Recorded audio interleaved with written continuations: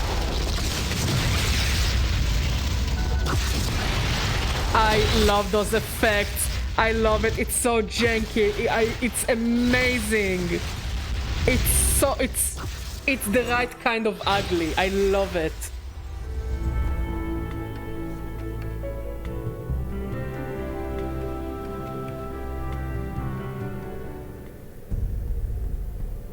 Yeah.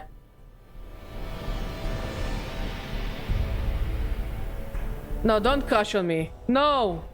No, I think the game actually crashed on me again.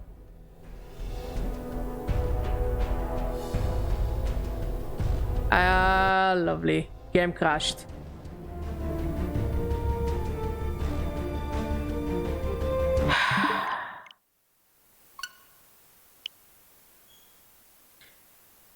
Endgame is going well for me. Thanks for asking.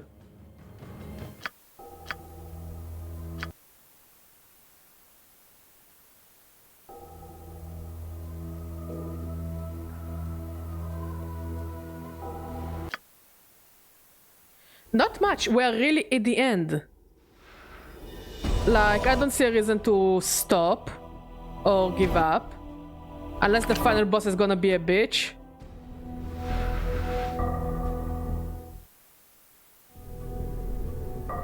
Done.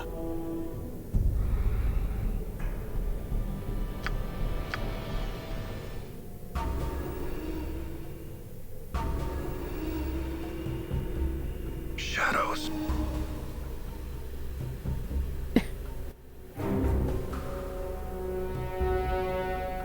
I mean, it could have been so much more lovelier if the game wouldn't have crashed.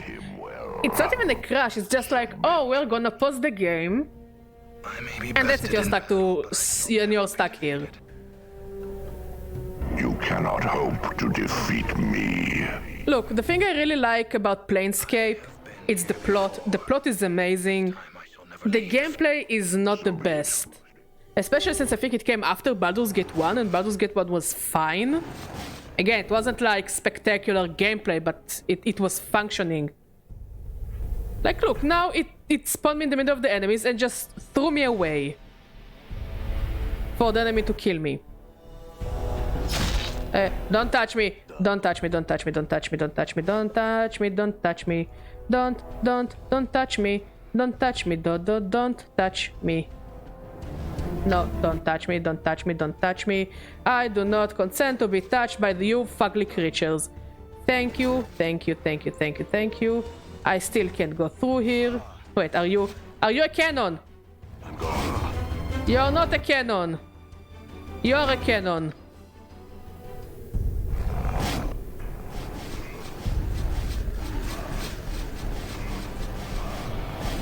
Processing. Flame. Negative material. Hurt. A location. Fortress of Regrets. Wait, are they attacking me? Like this. Like I've been through a shredder. Oh, I am pissed. They actually killed me off screen. Oh, I'm so fucking pissed.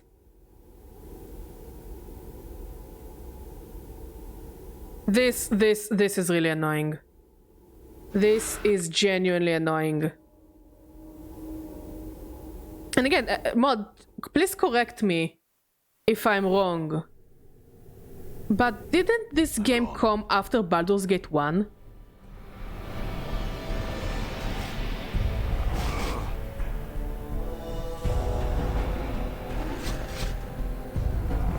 I think... No! 2 came in the early 2000s.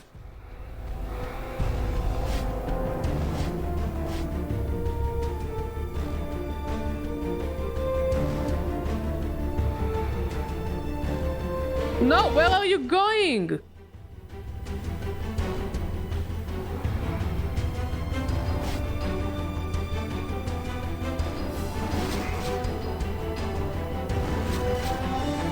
So, here is what I find weird. Baldur's Gate 1's gameplay was okay. Updated my Again, it journal. wasn't a masterpiece of a game, Baldur's Gate 1.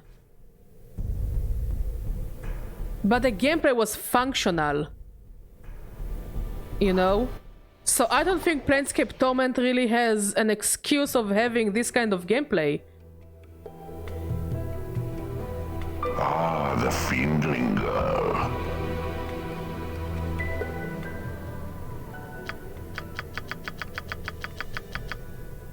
He matters It's more not point and click as much as it's really more similar to the kind of Diablo-ish. Like Diablo, I wouldn't say it's a top-down RPG. It's a top-down CRPG. It's not necessarily always the same people. I agree. I agree with you 100%, Skint. But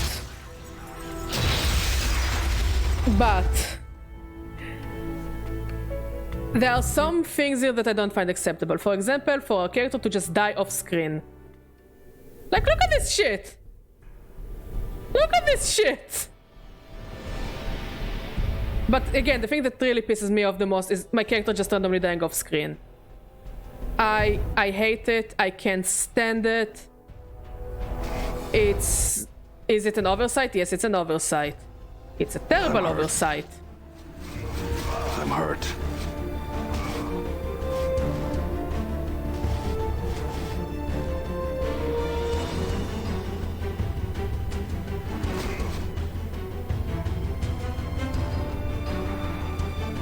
Can I please go through the... Yes!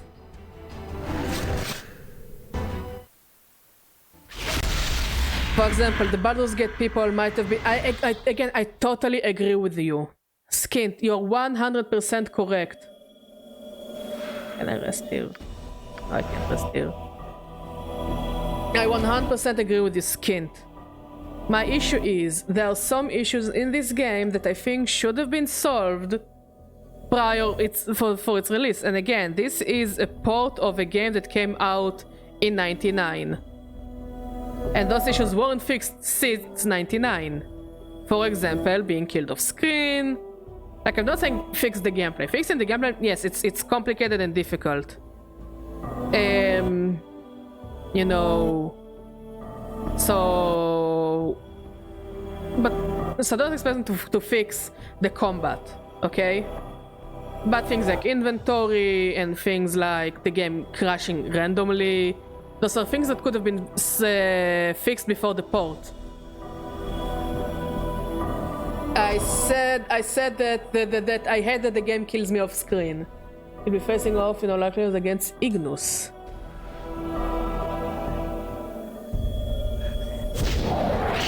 I'm gonna die. Let it end like this.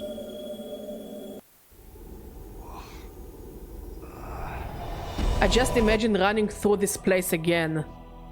And here's what pisses me off even more. I didn't initiate combat at all, and I was drained to 1 HP. So let's just hope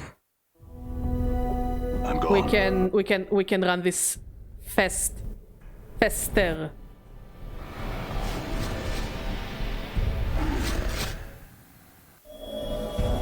I agree, I don't know much about time and money Beamdog spent on fixing it, but it was them. Again, I don't know how the porting process went. But it's a game that came out like 24 years ago. Again, I don't expect the game to be 100% polished. I do expect that some of the issues that were then would be fixed. They did many things, bug fixing such an old game is really hard. I agree. I'm just pissed off. I'm gone. This is just very angry Badger speaking. This is Badger anger speak. Oh yeah, no, I'm totally glad that I got the bundle. The bundle was totally worth it.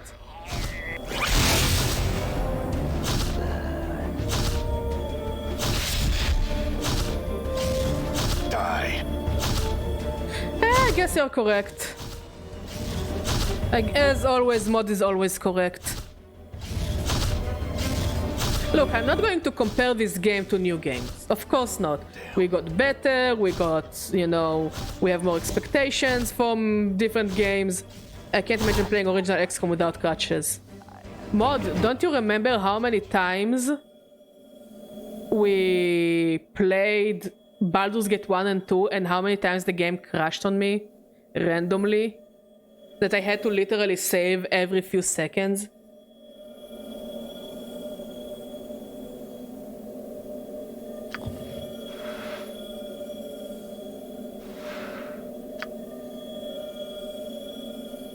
Because how many times the game crashed, and it was really ridiculous amount of times that the game crashed on me. Luckily, I saved a lot, and luckily, the game had some autosaves, but there were parts that we actually lost significant amount of progress because the game just randomly crashed. This dark stone is covered in dust as if it has been sitting here for years. It looks like a piece of one of the statues that was chipped away. A tracery of strange runes and markings cover the stone's surface. It feels strangely familiar somehow. This dark stone... Examine the stone. As you touch the stone, a mouth appears on the side and begins speaking in your voice. It echoes as if speaking with a great chamber. Listen. Dakon, Mort, Zachariah, Deonara. It is I. I have placed a minor messaging enchantment on this stone. Listen to it fully, then do as I say.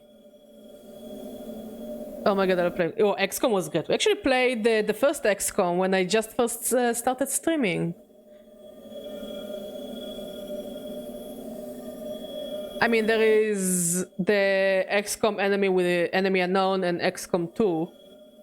I played Chimera Squad. It's not that good. Chimera Squad is very, very, very disappointing. It's like, I wouldn't call it baby's first XCOM, but they tried something and it just didn't work the bestest, in my opinion. But yeah, XCOM, the new XCOMs are pretty fun. And maybe, who knows, they'll do an XCOM 3 that is not Chimera Squad. The voice takes a breath. It sounds irritated. I don't know how we got separated, but I think the portal that brought us here divided us. It's only a minor setback. When you find the stone, stay with it until I can rejoin you. Based on my divinations, the fortress is the size of several cities. The less you move around, the easier it is for me to find you. I made a Marvel game that's actually good, but nobody cares about. What, the Suns? What was it called? I forgot the name of the game. Yeah. Honestly, I didn't hear anything about this game. Because I think the people were more pissed off that they did a gacha game, an XCOM gacha game that was the worst kind of gacha. Like, I mean, the beauty of XCOM that you don't really have characters. You build your own characters. You build a squad of your friends, and then when they die, you tell them in what ridiculous way they died. That's the beauty of XCOM. So making a gacha game of a game that doesn't really have characters was kind of shitty, and people were fucking pissed off. And yes, that gacha game came around the time that new Marvel game came, and yeah, people were fucking pissed. Also, it wasn't very much of an XCOM game. It was just bad. You need to be really invested in MCU to care even a little about it, but the story is too long and the voice acting isn't the actual actors. Nobody cared. Yikes. The voice takes another breath, then becomes more detached, as if surveying something and speaking about it. I fought my way through the first of the vaults. This place is filled with shadows, way too many to keep fighting. If you encounter any, run before they swarm you. They are much tougher than me, than the other shadows we encountered before. I know the energies of the plane feed them somehow, make them stronger. I should look into it. The voice takes another breath. There were a series of great war relics within the vault that shifted me from place to place. I managed to lure the shadows to each machine, then shift while they swarmed where I had been. It bought me some time enough to escape. Once I had tripped 4 relics, it opened the portal out. The voice pauses, as if something just occurred to the speaker. It strikes me now that the vault I came from might be some strange sort of gatehouse. The relics seem to seal it off from both the inside and the outside of the fortress. Whatever build displays like keeping the shadows under guard so they can't run loose. The shadows don't have any substance, so they wouldn't be able to use the machines to escape the vault. I'll have to think about that some more. No matter, I'm in the room with a great crystal in it, and I'm going to examine it more closely before moving on. The voice pauses, as if the speaker is looking around. There are 5 statues in the room, and they look like me. And they look old, too. They have been here for some time. Okay. As for the crystal, it doesn't seem like it belongs to the fortress. And its size and shape reminds me of something I've read in the annals. Some sort of dimensional prison that segments the soul. I don't think it's a coincidence. The portal from the main vault teleported me here. I think the crystal's trap, so don't touch it until we're together again. I mean it, Mort. I'm going to try and find you all now. If you find this reader stone, do not move from this spot, or I may never find you. I have left some supplies for you in the base of one of the statues. Don't waste them. I don't know how long it's going to take for us to find our enemy and get out, and we may need those supplies later. I'll see you all soon. The stone falls silent. So one of the statues has items.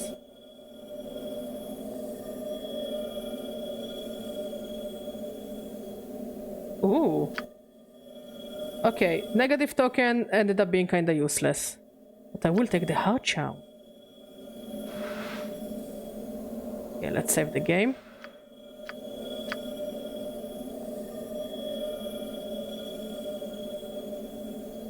This is it.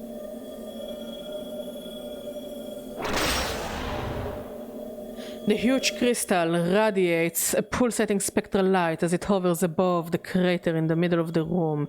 The rhythm of its pulses remind you of a heartbeat, but slow and sickly.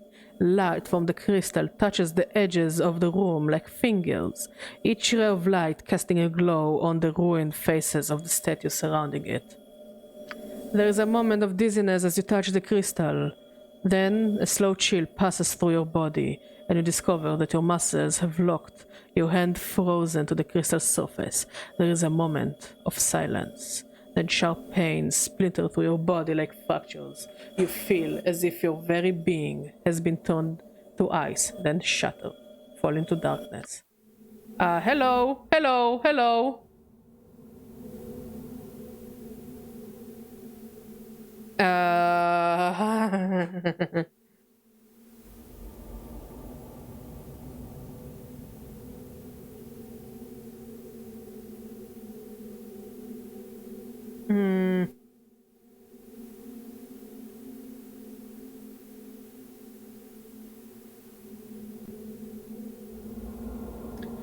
He has awakened.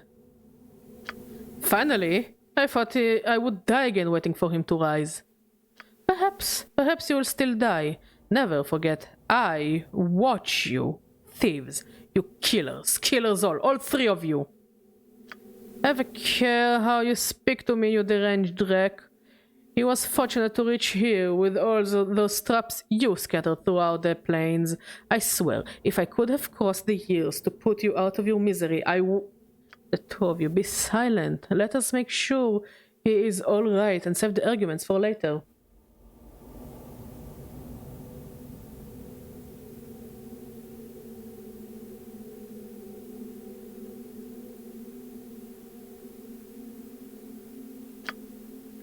By the hells, he's lost his memories. Damnation, he's useless to us now.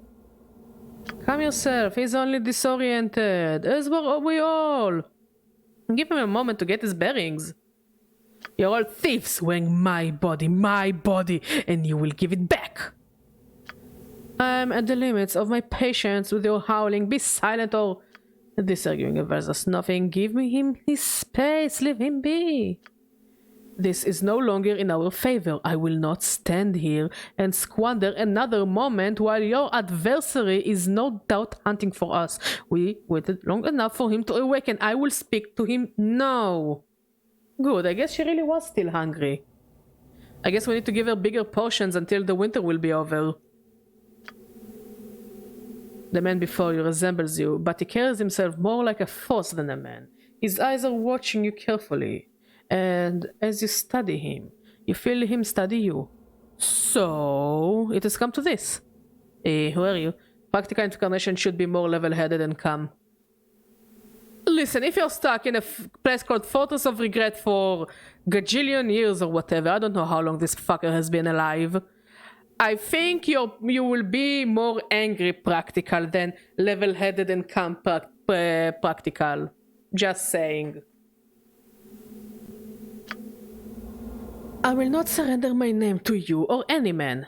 The man's voice is rough like yours and it rings strangely in your ears. As for who I am, you should be asking yourself that.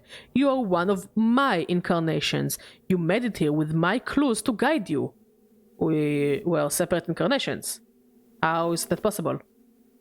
The incarnation is silent for a moment, then his expression changes to contempt. If there is anything I have hated about you, it is your countless questions, your desperate fumblings for meaning and answers. The man's voice is like a hatchet, and anger flickers across his features. The time for questions is past. Now you will... Listen to me. I was the first to breach this fortress, and whatever it is that awaits us here was somehow able to defeat me. It will not best me a second time.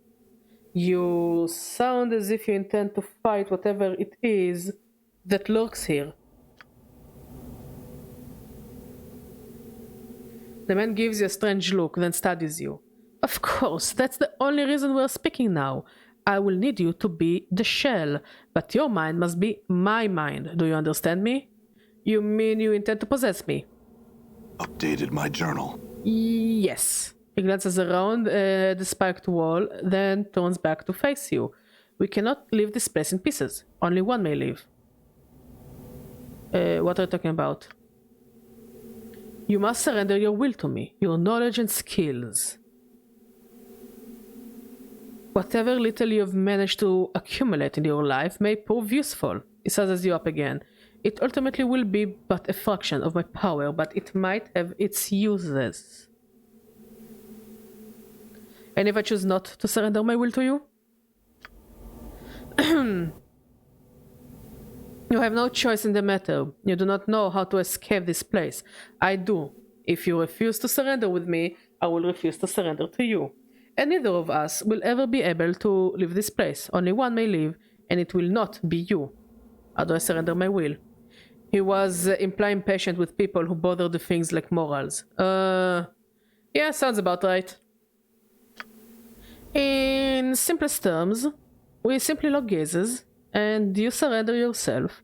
You will merge with me, and we shall be as one, with my mind dominating.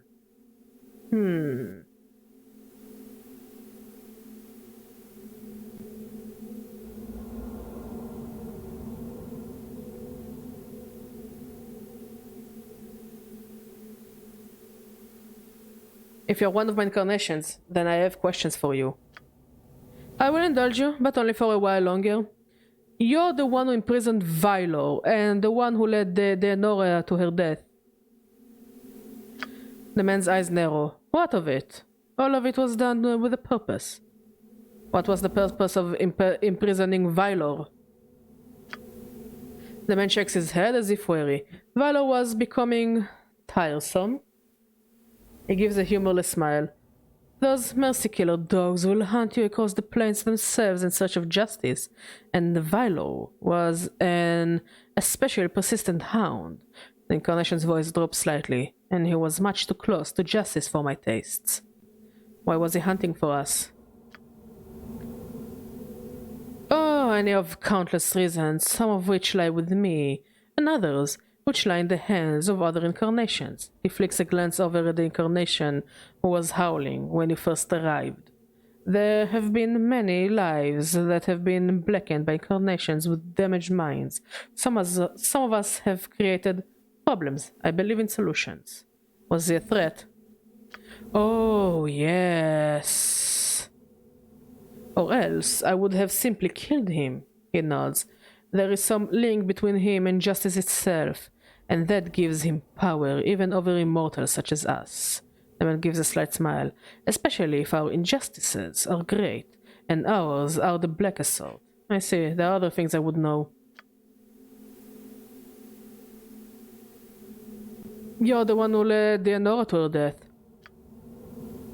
The man's eyes narrow. What of it? All of it was done with a purpose. Why did Deonara have to die? Deonara, the girl had little sense of the planes in her, and that was what I needed her for. You see, the dustmen have it right. Sometimes when you feel too much passion, you cling too tightly to life to let go. Neither did Deonara, as I hoped she would. That woman, that ghost. The hunched man's eyes well up in fury, and spittle flies from his mouth. She tormented me for years, pursuing me, hating me, and you were the one that killed her? God, the practical one is such a douchebag. The incarnation barely even glances at the howling one, and merely sneers. You, blaming me for anything is laughable. Turns back to you. It wasn't out of malice, though she did become tiresome. It's just that when I arrived in the fortress, I didn't intend to stay. I just wanted to get in, sacrifice her, and get out. What a dick! The third incarnation speaks softly, but it sounds pained. Why did you do such a terrible thing? I needed someone to be my eyes here on the negative material plane, to serve as a scout and try to find out who my killer was. Only the dead can survive here for long, so Deonara had to be sacrificed so that she could become something other than she was. A tricky business, but it worked. She helped you, didn't she? You didn't have to kill her. He looks at you silently for a moment, then his sneer returns. And that is why you will be defeated if you confront our killer. It is because you are weak, and you do not see that some things are necessary. That wasn't necessary. It was convenient for you. You should have looked for other solutions. You dare lecture me? Women have always walked our path with us, whether Deonara or Ravel or any other woman, and they have suffered. And it was always their choice. Deonara would have died for me if I would ask her to. There was no crime. I won't discuss it with you any longer. There are other things I would know.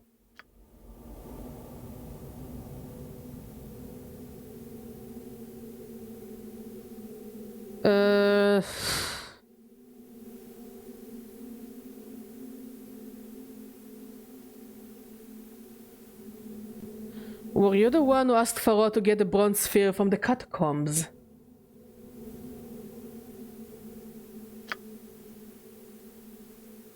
Farod? The incarnation thinks for a moment. Oh yes, the trash king with all the tough bloods that thought I was easy prey. He smiles slightly, as if recalling a pleasant memory. After only a little bloodletting, I struck a bargain with him.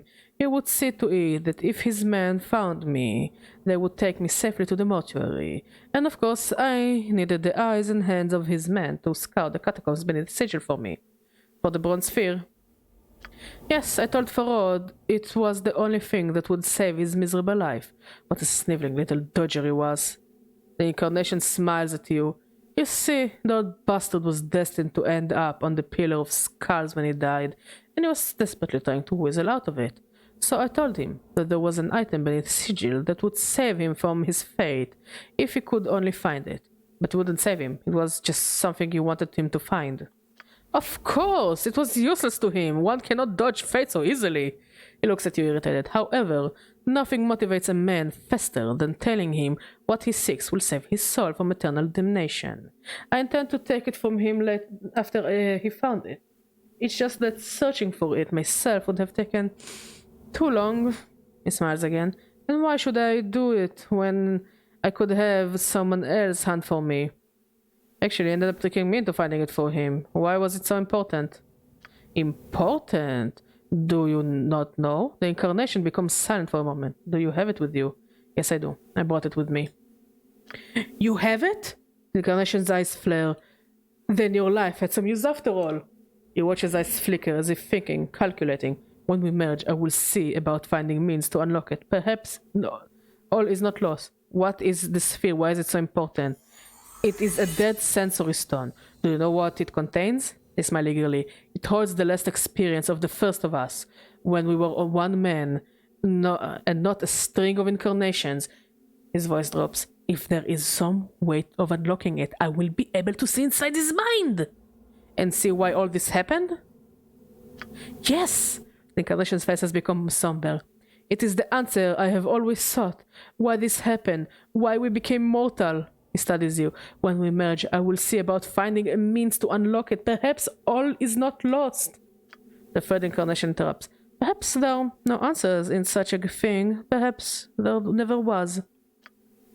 I don't deal in the realms of perhaps and maybe. The first incarnation sneers. I seek answers. It is what has allowed us to get this far.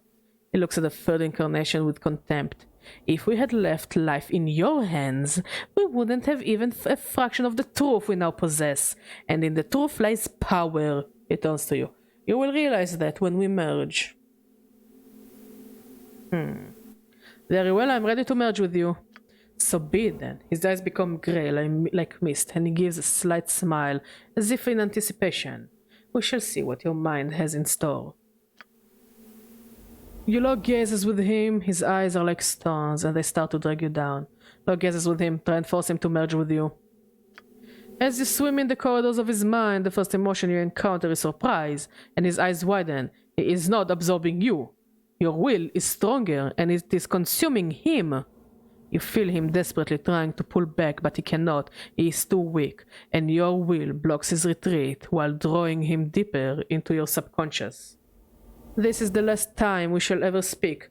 Return to death where you belong. And I don't think I can loot his corpse.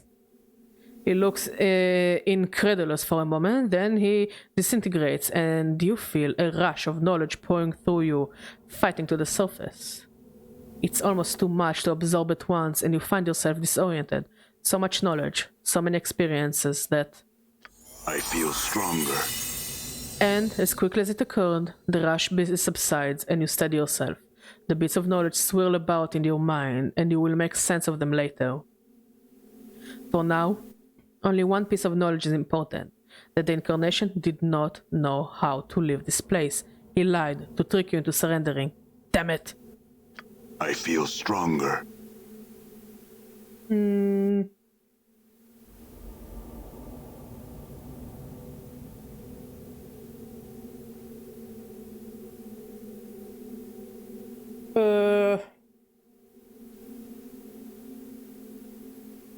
The man before you resembles you, but his back is hunched as if he is perpetually afraid of being struck. He is watching you warily, and he hisses at you as you approach, his hands clenching as if wanting to strangle you. His arms are horribly gnarled and scarred, as if they had been dunked into a stream of acid, and his left arm looks like it is holding on by a thread, literally. Who are you? Know that you will not last long in this place, thief. Spittle flies from the man's mouth, and his face twists in maddening grin. Mazes and regrets and death are all that are here. Oh, what do you mean? You are a thief! The incarnation's hands twist as if wrapped around your neck. I will feel the bones of your neck snap beneath my fingers. Take my body back. You wear my body like a cloak and you shame me. I'm not thief. I stole nothing from you. You stole everything. I walk on the streets of the Ring City, and all who saw me knew me. He takes a rasping breath.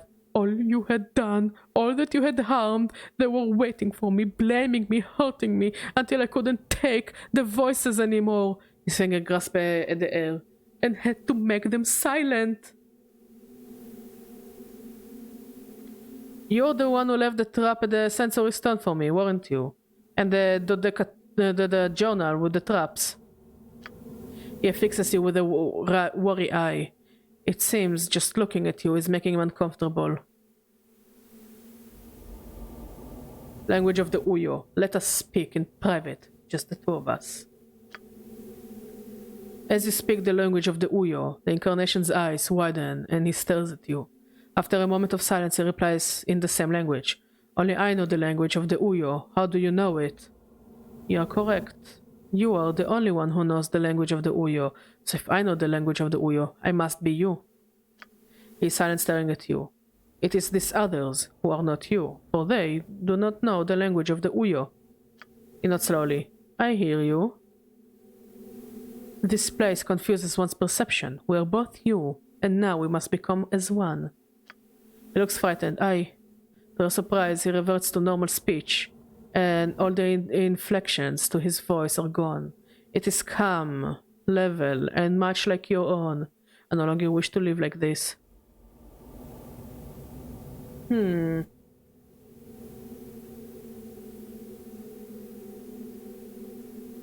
no longer have to. All the pain and worry and torment of your existence, I will wipe it away.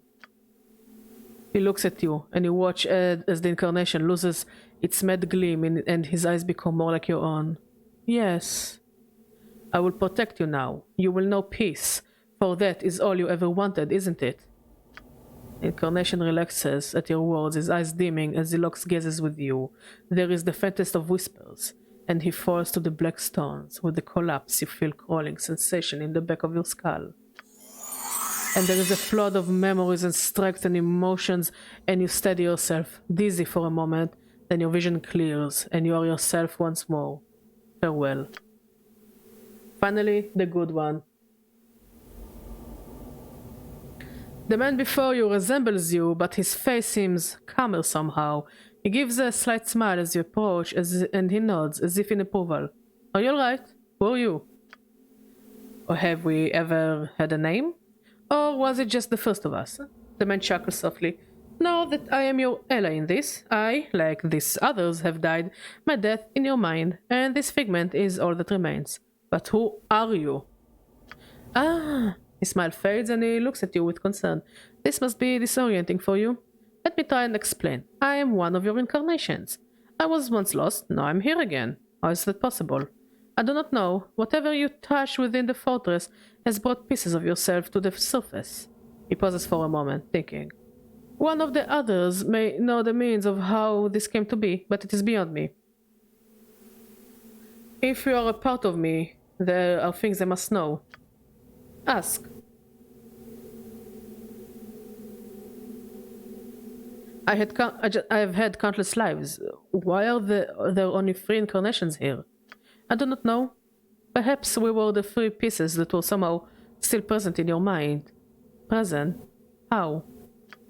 I do not know for sure, but I would guess that when we die, traces of the former personality may remain in your mind, and I know that sometimes we may make ourselves felt. How? When you're about to place yourself in danger, or we're close to a realization, for example, I found that I could still help prod you in the right direction. So you were the calling sensation I kept feeling in the back of my skull. I would be at a loss to describe how it felt to you, but it is possible, yes. There's something else I would know.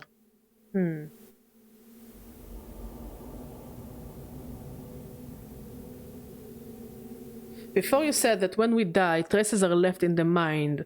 That's what caused you all to emerge, right?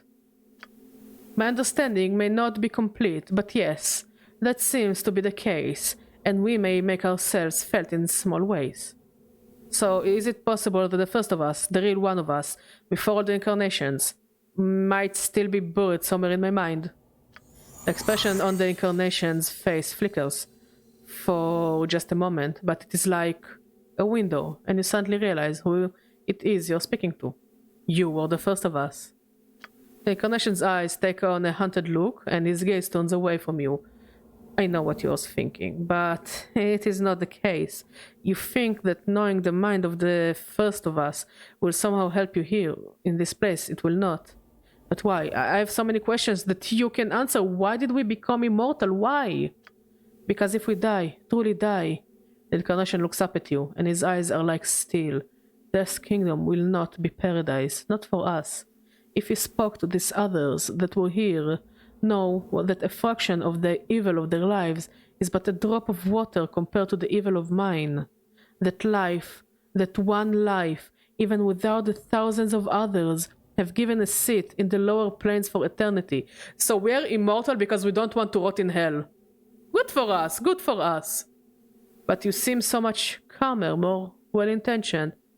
Skate, I think this is what you meant when you talked about the practical one being more calm and level-headed. It became that way, yes, because for me, his voice takes on a strange echo. It is regret that may change the nature of a man, he sighs. But it was too late, I was already damned. I found that changing my nature was not enough. I needed more time, and I needed more life, so I came to the greatest of the Grey Sisters, and asked her for a boon, to try and help me live long enough to rectify all the damage I had done, to make me immortal. And Ravel did. But when she tested your immortality and killed you, you forgot everything. Everything. He looks broken, and the planes have been dying ever since. The crime is great, and the blame is mine. There are so many questions I have for you. Who are you? What was your life like? Who? The Incarnation shakes his head, cutting you off. When I become no more, when I merge with you, you will have the answers you seek. It may take some time to sort them out, but they are there. He smiles ruefully. It is difficult to communicate a life with words.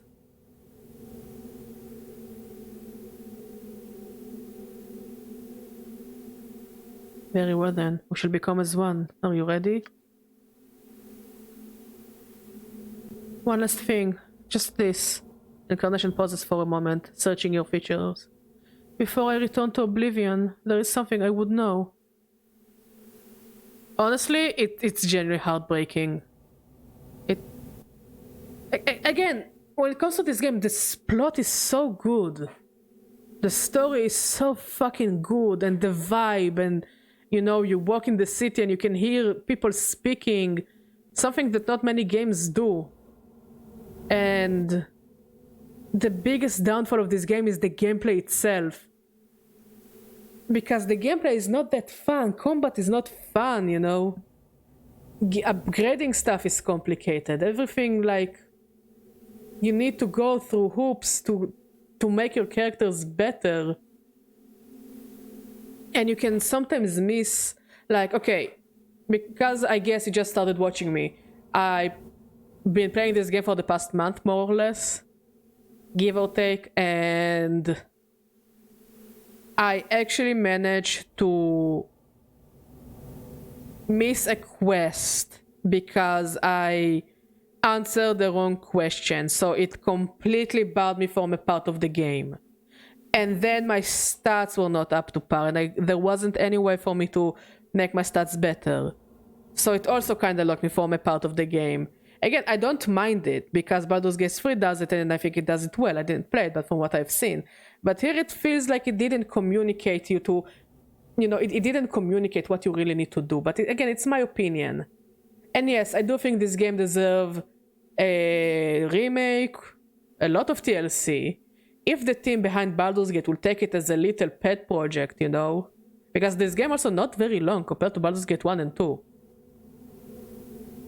I agree. I agree with you, Antor. I totally agree. But... Or maybe, I don't know, maybe the modding community managed to do something with this game to make it pop more.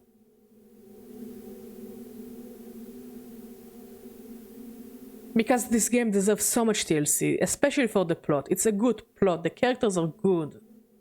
The plot is great. I don't mind that we didn't build our own character. That it's not our, you know, OC. But I like the nameless one. Because he almost like an original character. Because you can kind of build him how you like, but it's his story. And I love the characters that we meet, and the plots and the factions are so fucking ridiculous. And the world feels like there are so many stories that it doesn't tell. And it shouldn't tell all the stories, because it's not the story of the world, it's the story of the nameless one. And I love it. Like, I like how everyone is talking about this Lady of Pain, but I don't think we actually encountered the Lady of Pain. And we're in the end game. I don't think she's the final boss. She just exists to keep the world in balance. And we don't touch her or whatever, and I love it. I mean, the things they do with lore in this game are so good. Like today when I see modern RPGs, they talk about the character and they need you to meet the character and see the character and be all in that character's business. But I like RPGs that are like, okay, here is a piece of lore. Know that this thing exists, but it doesn't necessarily touch you or pertain to you or matters to you. Like there's that one NPC in the bar that is basically a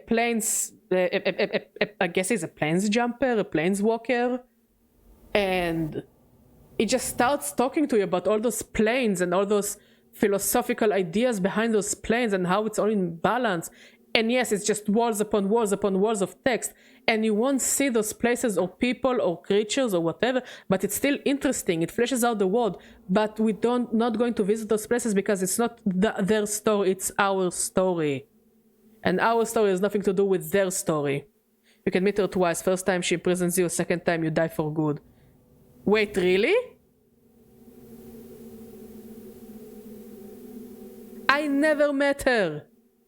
Shit, I'm gonna look on YouTube how to do it. But again, I love it that you can actually not do it. You can actually get a lot of information that, like,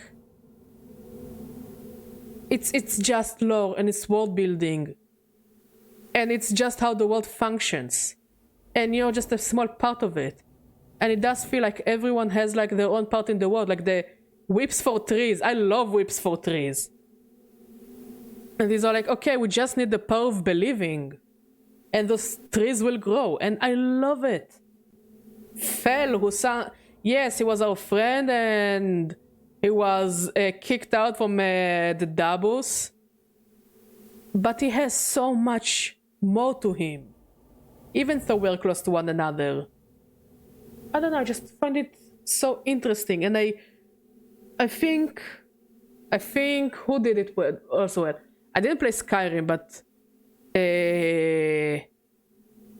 I do like the Skyrim books, where people archive all the books in Skyrim because and it's just there for world building. Like I guess you can go to those places and meet some of the characters or find the items, but it's just interesting to read and learn about this world. Fallout also did it.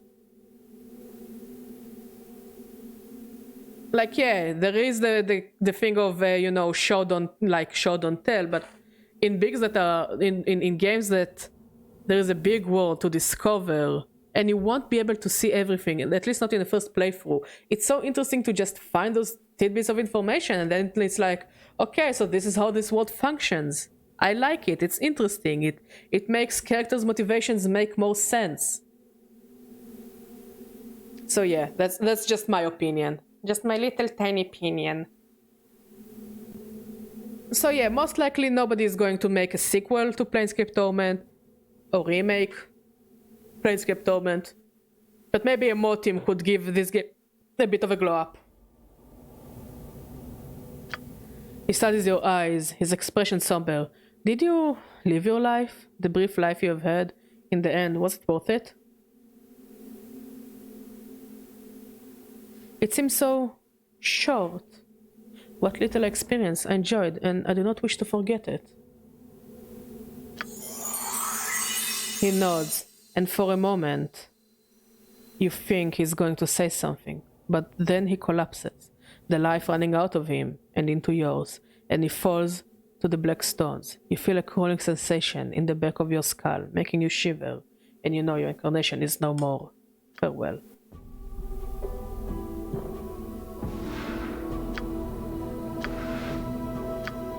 How much experience do we have?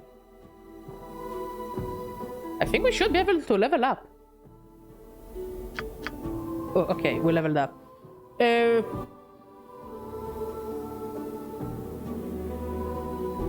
Let's dump everything into strength.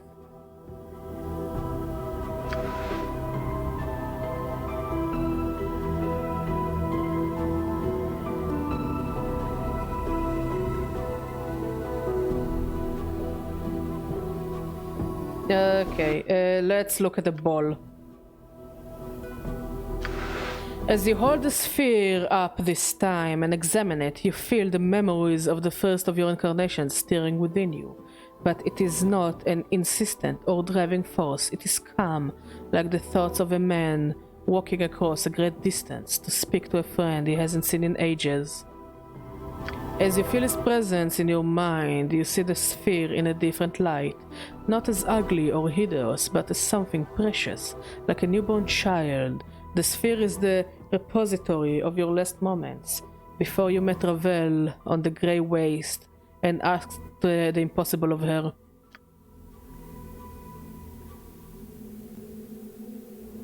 You know why you asked her, and you know that all you need to do is touch the surface of the sphere with both hands and feel regret, and the stone will open itself for you. Clasp the stone and feel regret. The sphere wrinkles in your hands, the skin of the sphere peeling away into tears and turning into a rain of bronze that encircles you. Each droplet, each fragment that enters you, you feel a new memory stirring. A lost love, a forgotten pain, an ache of loss, and with it comes the great pressure of regret. Regret of careless actions, the regret of suffering, regret of war, regret of death, and you feel your mind being buckling from the pressure. So much, all at once, so much damage done to others, so an entire fortress may be built from such pain. Honestly, I can't be angry at the first incarnation. I don't know if he's... I can't be mad at him, because I totally get it. Like, I don't think we'd like to think about death. One of the reasons we don't like to think about death is because it's final. It's not something we can control, and we don't know if there is anything after it. And we are also afraid of regretting things, regretting not doing, or regretting doing, and regretting the things we do. We're always full of regret. And him wanting to become immortal, so he will be able to get rid of the regret, as far as I understand it. I think it's so human, and I love it. It's so human. And suddenly, through the torrent of regrets, you feel the first incarnation again. His hand, invisible and weightless, is upon your shoulder, steadying you. He doesn't speak, but with his touch you suddenly remember your name. And it is such a simple thing, not at all what you thought it might be, and you feel yourself suddenly comforted in knowing your name, your true name. You know that you have gained back perhaps the most important part of yourself. In knowing your name, you know yourself. And you know, now, there is very little you cannot do. The first incarnation's hand is gone from your shoulder and he is watching you with a slight smile. That was my name all along, but if I was... The first incarnation holds his finger to his lips, silencing you. He nods at the symbol at your arm. As if indicating he should make use of it. Examine your arm. The symbol of torment, seems brittle somehow, as if it is only barely holding itself to your skin. Unconsciously, you reach out and peel it from your arm. It gives way with a slight resistance, like pulling off a scab. As you hold the symbol, you know you can harness its power. It no longer rules you. No longer wear the symbol. Does that mean... As you get halfway through your question, you realize there is a heavy silence within your mind. You can no longer feel the presence of the first incarnation within you. Take the symbol of torment. I feel stronger. Let's keep dumping everything into strength and constitution. Since we're gonna have one final battle, we need to be strong, boys. Invokes Rune of Torment.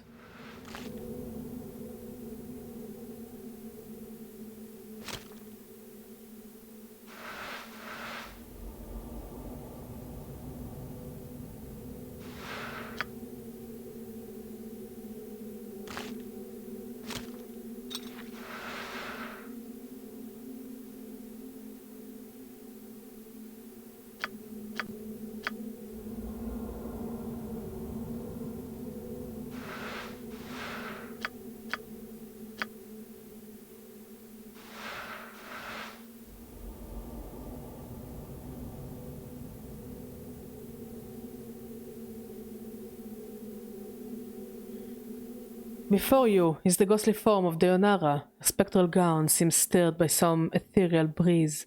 Her eyes rest on yours, and you feel a strange, disjointed sensation, as if you're looking at several pairs of eyes at once. Deonara!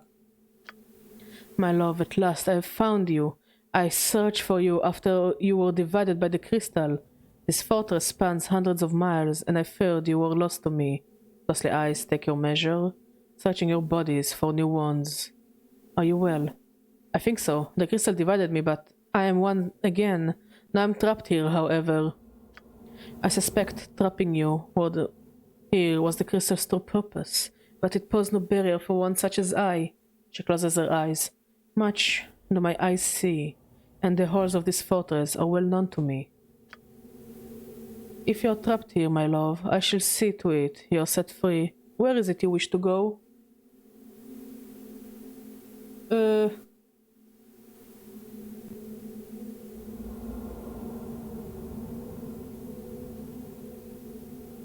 I wish to go to where my mortality is, and recover it. As you wish, my love. She stretches out her hand. Touch my hand, and the walls of this fortress shall be walls no more.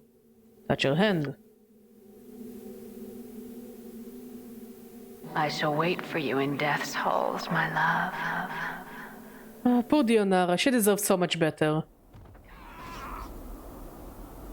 Our besties are dead!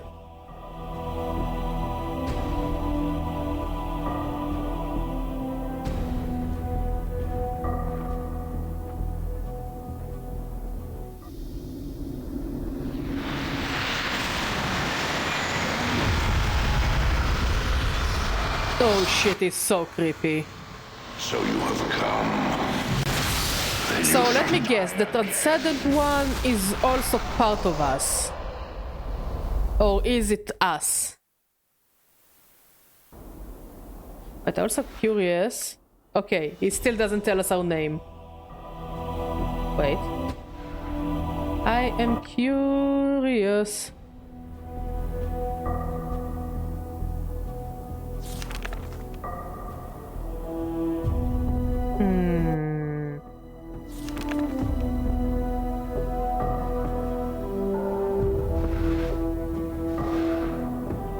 Okay, let's save.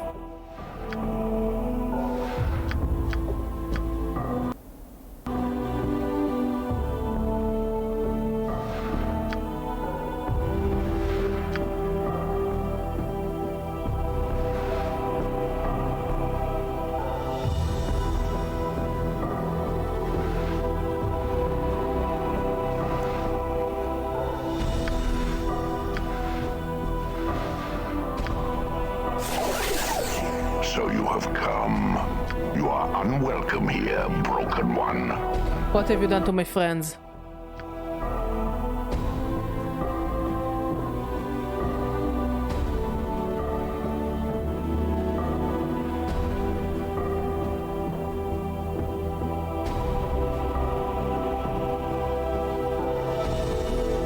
Are they dead? Yes. Unlike you, they have but one life. And they wasted it for your sake. They died for you, as they always have. Such is the way of all mortal things. It is the fate of all that follow you, broken one. You have forgotten much. Why did you do it? They tried to harm me. Here, of all places, I defended myself. In so doing, mortality claimed them. Their death were by their own hand. I gave them the opportunity to depart this place, but they seemed determined to help you, despite the cost to themselves. So you killed them. The Tiefling girl was especially fierce in your defense. Their feelings for you burned brighter than Elysium's fires. And the Tanari, she was quite strong. Her tolerance for pain would have shamed the Baatezu themselves. I took no pleasure in their death. Then why did you do it? It was not my will. It was not I that brought them here. All of them had choice, and they chose to die for you. It has always been the way of all that follows you, for they are tormented souls seeking a release, but they know not why.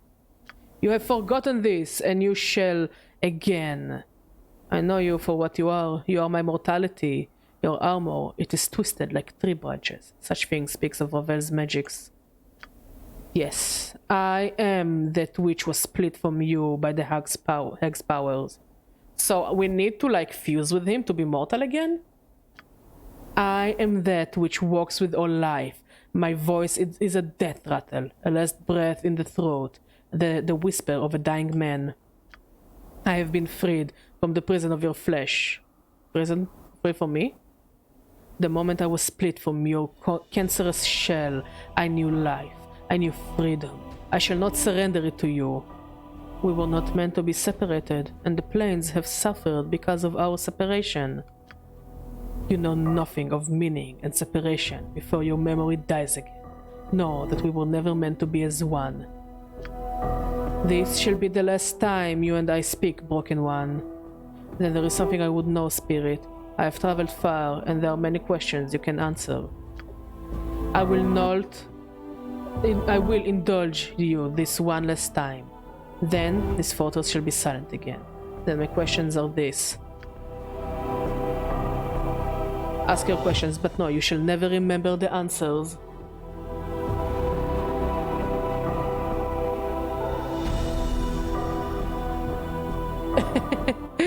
Ad break right at the end. You have done everything you can to prevent us from meeting face to face. Why? Do you think I fear to face you, Broken One? I do not.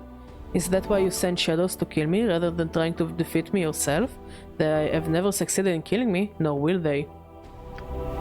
I send shadows because the reach is long, yet it is my eyes that guide them. So the shadows can travel distances you cannot. There is nothing I cannot do. Yet you never travel beyond these walls to fight me, only send shadows. This is how a coward fights. My energies are needed to sustain this place, Broken One, else it would be my hand on your throat with each of your deaths. I may not travel beyond this fortress walls for long.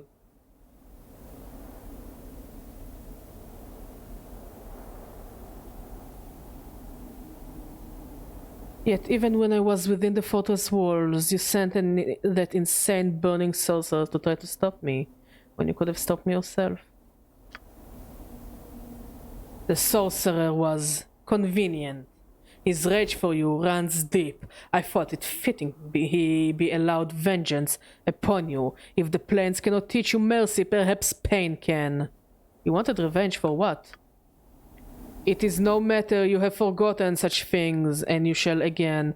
So I sent him to try and stop me, but when he failed, you still don't confront me. You put that crystal in my path to imprison me.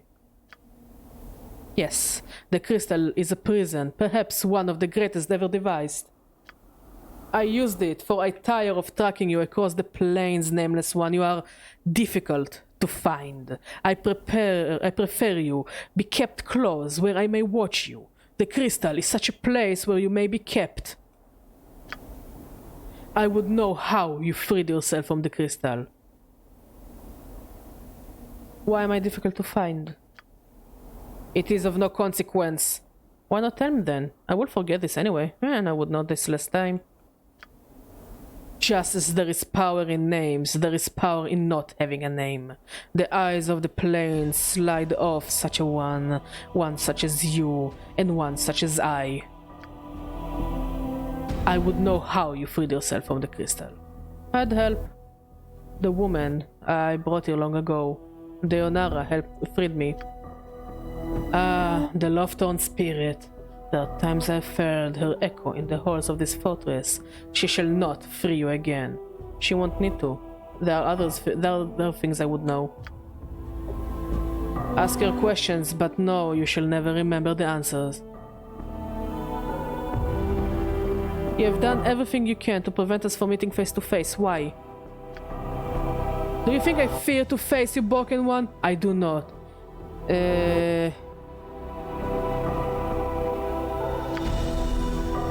So the shadows can travel distances you cannot. There is nothing I cannot do. Yet you never traveled beyond these walls to find me. Only send shadows. That is how a coward fights.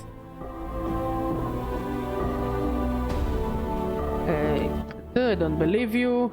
You know nothing. Why is sustaining this place so important for you? If you're truly as powerful as you say, why would you want to remain here? There is nothing here. It is my fortress, it is my home! And what a home it is too. Mortared from my regrets, with nothing but the shades of those who have murdered filling its halls. Abandoned relics of the past languishing beneath dust, and the life-draining energies of the negative material plane to feast the eyes on. There are words for places like that. They are called prisons. Every word betrays your ignorance, broken one. The fortress is silent. All that comes here dies before intruding into my presence, and the shadows are quiet creatures. I think you have to remain here, along with the shadows and the ghosts, because that's what you have become. I don't think you sustain this place at all. I think it sustains you. I remain here by choice. Really? So when you said you can't journey beyond this fortress for long, you were lying? And how is it possible that a fortress built for my regret needs you to sustain it? I will see you die 1,000 deaths for your insolence, broken one. You are an intruder within these halls, and I shall see to it you never return. We shall see. There are other things I would know.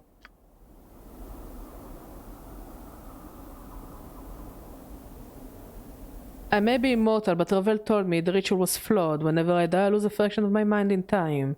After many deaths, I shall lose the ability to even think for myself.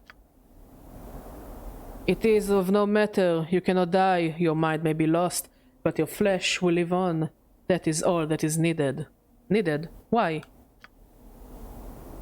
We share a link, you and I, however small. I do not wish you destroyed, only far from me. Then why have you been trying to kill me all this time? It is of no consequence. Wait, those shadows you sent against me, they never succeeded in killing me. But that was never their purpose, was it? They only kill me to make me forget. There is nothing in your shell of a mind that is of consequence, broken one. Except that, from what the Pillar of Skulls told me, there were 3 that knew where you could be found and how to reach you. One is Trias, one is you, and the other is me. If you kill Trias and I, there will be no one who knows who you are and how to find you. Yes, the angel that shields itself with golden lies. You led me to him, at last. Like you, the betrayer was difficult to find. He will die the final death. So you used me to find him. You wanted me to kill him, didn't you? So his knowledge would die. Then you tried to kill me, so I would forget where to find you. I see Time's blade has not bled your mind of all reason. My purpose was always such, to make you forget. But why? Why do you... Because I never again wish to suffer your presence, broken one. You're an irritation, a reminder of what life once was, and I detest such reminders. I wish to be left in peace in my fortress. As you have forgotten me, I wish to forget you forever. And that is acceptable to me, but know that I will suffer your attacks no longer. You will keep the shadows here and allow me to live my life, and I will allow you to live yours. You have no choice, broken one. When you live here, you will forget all that has transpired. I no longer wish you to know how to find me. You will die the death of the mind again and again, because it is my will. But I no longer forget when I die. Perhaps once, but no longer. You lie! You have always forgotten, and I have always remembered. It was always such. Always doesn't mean that what it once did. I have died time and again, and my memories have returned to me. Your deception will not shield you here, broken one. It is the truth. Killing me won't stop me. Because killing me doesn't make me forget anymore. I will know you always. I will remember everything you have done, how to reach here, and eventually how to destroy you. Then I shall imprison you, nameless one. If you will not forget, then I shall not allow you to be free. But I always escaped from the great prison ever devised. You can't kill me, you can't hold me, and you can't make me forget myself any longer. Yes, but it was not your doing. The Love-Torn spirit freed you. She shall not do it again. Once I crush the bones from your body, I will take your limp shell and seal it within the crystal. You shall never walk the plains again. We shall see. There are other things I would know.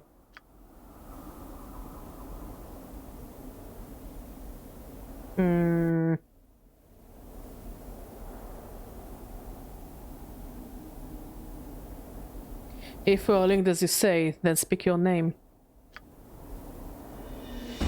A name is a thing earned by a man through his actions. By the nature of that, the name we once had is meaningless.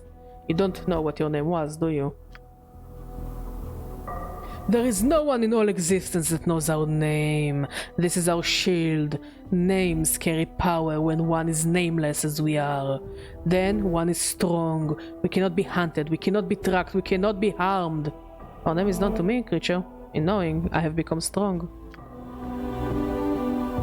You lie! Our name is lost, forgotten, and so it shall remain until eternity dies. Do I lie? If you are of me, you know when I deceive you. I do not lie now. Even with such knowing, you do not have the power to defeat me. Yes, I do, and I shall not allow you to trick me into a battle that is not even necessary. For in knowing my name, my true name, I know yours. There is nothing more you can do to me. I will unmake you. No, I will unmake you. I no longer wish to inhabit the plains. Farewell, I know that oblivion welcomes you. Oh, we just killed him by talking to him.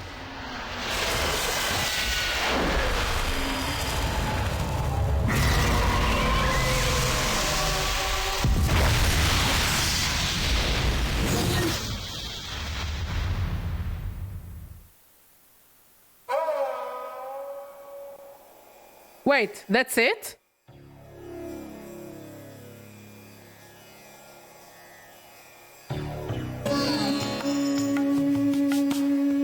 That's it? That's the ending?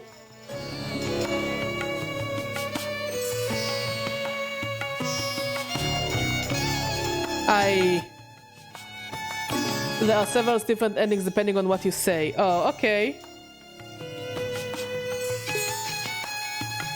Because I mean, the conversation was interesting, but what? Damn, it was. I felt like it was cut a bit short.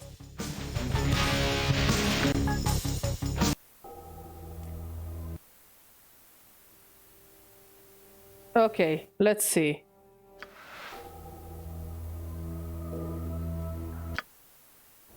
Let's see. What else can we talk about with him?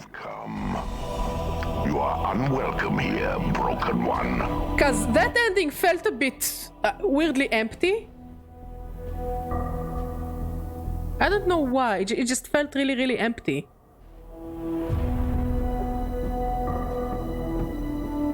Are they dead?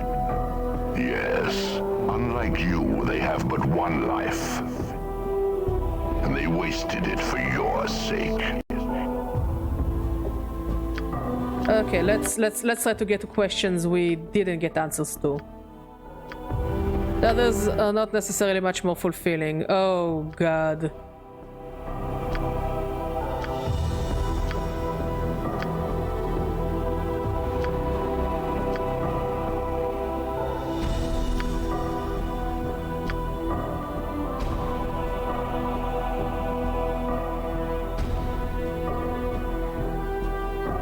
Which ending did you get? My friends, I want their lives returned to them, and I want them to have free passage from this place. No, they are dead. Dead they shall remain. Why, can't you save them? Don't you have the power?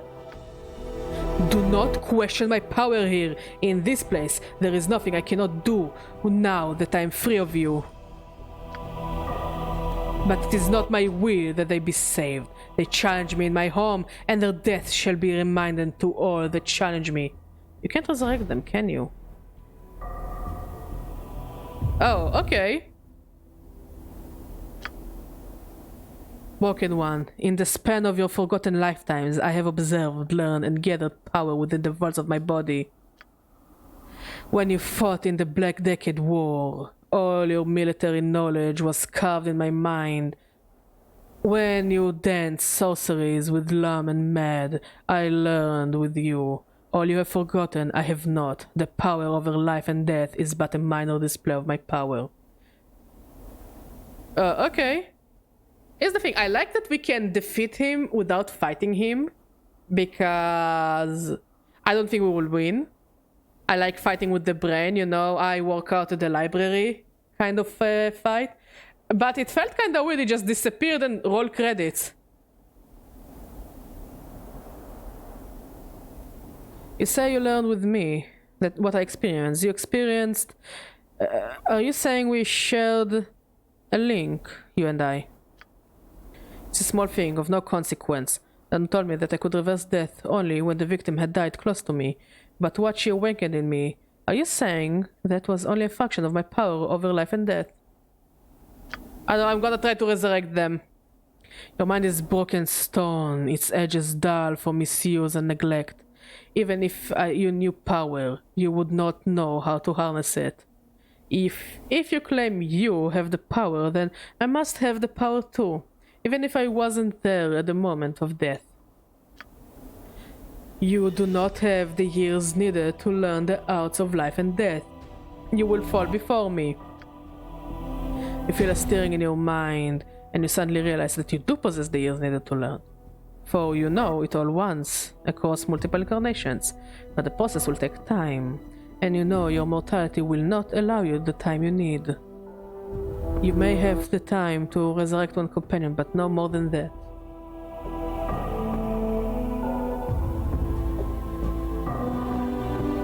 You know, as I made my way here, I opened the inner vault. The scattered shadows are running free in the fortress. There is no longer locked in the chamber. You lie. Then see for yourself if you don't believe me. I'm not going anywhere. I shall return and then take your measure, Broken One. If you have freed the shadows, I shall feed you to them. Very well, I'll be here if you make it back. I will take your measure shortly. Bye-bye.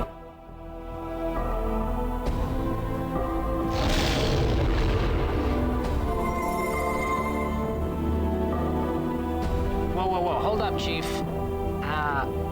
Listen, there are a few things I need to tell you. Mort, you're not dead.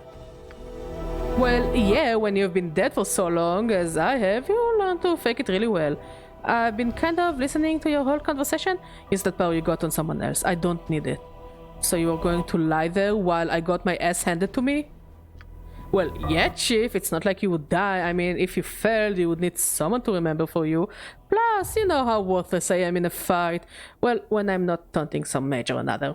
Then maybe that's what I'll need you to do. We'll talk about this later, Mort.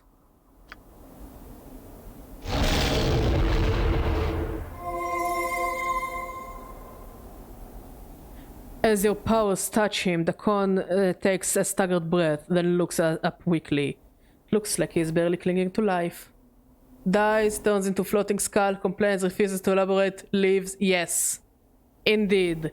This is what Mort is all about. The con, I need you now. Can you help me? This blade is yours. Very well.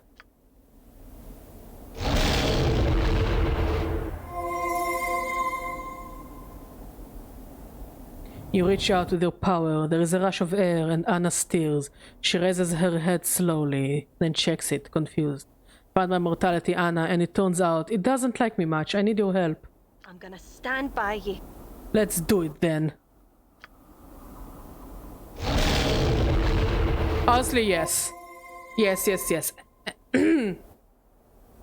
He's a comic relief character, but he's a comic relief character that makes you wanna cry. As your power touches Fall from Grace, she rises dizzily to her feet. Even disoriented, she somehow manages to maintain her composure. Fall from Grace. We're at the Fortress of Regrets, and I found my killer. It's my own mortality. It's taken on a life of its own. I really need your help right now. I fear that now we have entered, this place will not easily let us go. We will see.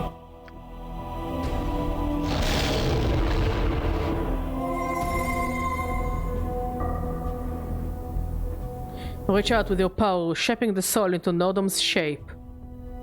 Slowly, until you feel it slipping back into the Modron's body. There is a shudder from Nordom's frame, and he springs to his feet. Nordom, I really need your help right now. I found my killer, and it's my mortality. Awaiting order. Get ready. You'll have a target for your crossbow soon enough. This will not help you. You all shall die with my power.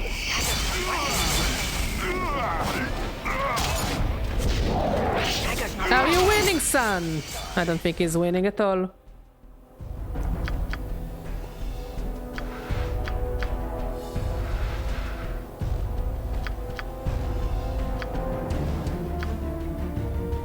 Endure. In enduring, grow strong.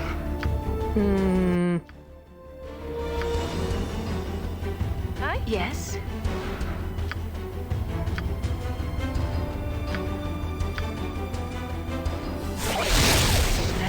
Strength. Are we winning? I will. Sings true. Damn. Okay, we defeat him.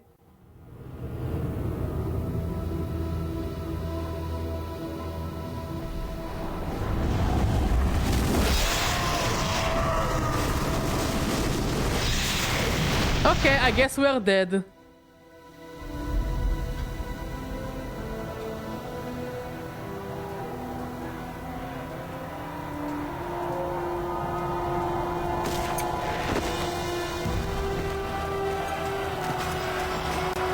Oh, the Blood War.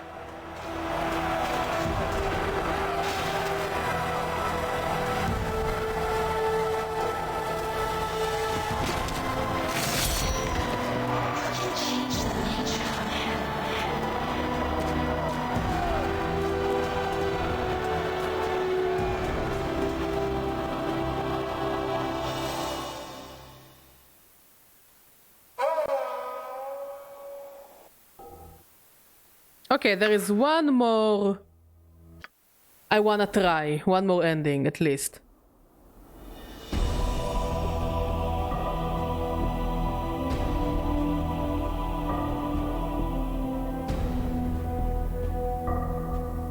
And that is the ending where we're asking him the Ravel's question. And after that, I think we pretty much finished everything there is to do in the game.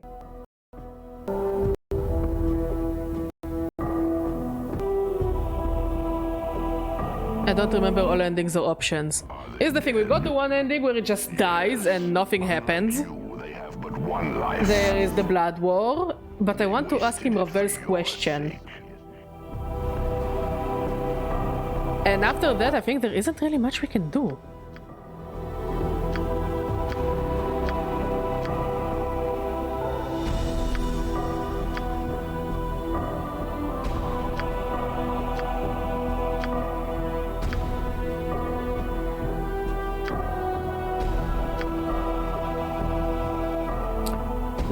Then this is my final question. What can change the nature of men?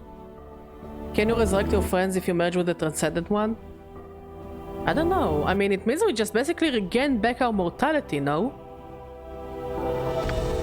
The question is meaningless. Nonetheless, before there is an ending between us, I will hear your answer.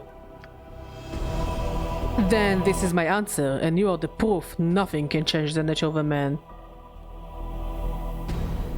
If there's anything I've learned in my travels across the plains, it is that many things may change the nature of a man, whether regret or love, or revenge or fear.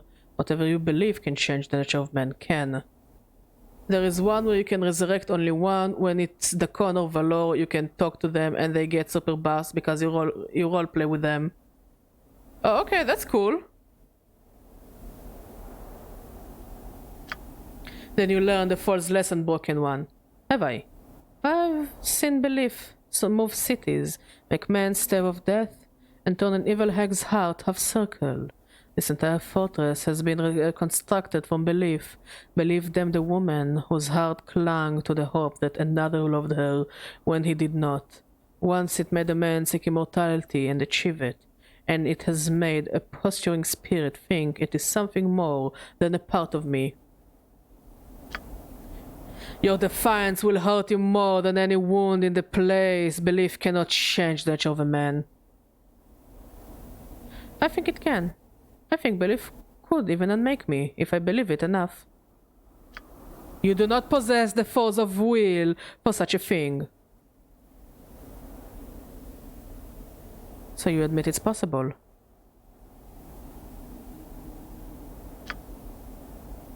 Do not try my patience, broken one. Try to focus, center yourself. As you focus, delving into the core of your being, you find little to latch onto, only fragments and pieces, and you realize that you cannot unmake yourself. You simply do not possess the will. Perhaps not this time, spirit. Okay, so we can't do it.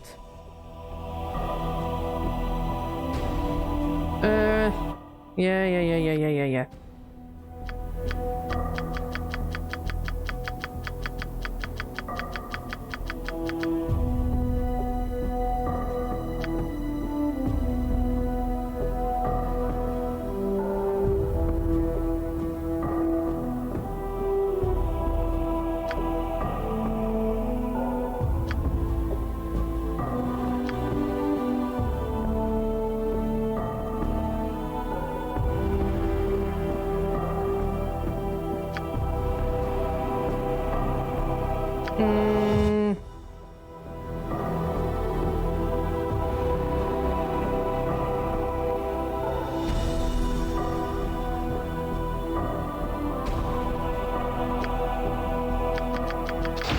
Yeah, pretty much. There isn't much we can do.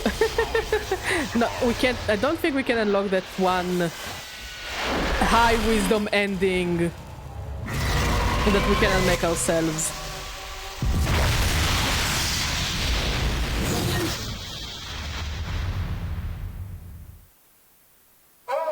So let's finish it. I should go to sleep. It's very late. Plot good, gameplay okay, ending interesting, ending very interesting. I think this is pretty much what I have to say about the game. I don't think I will replay it anytime soon.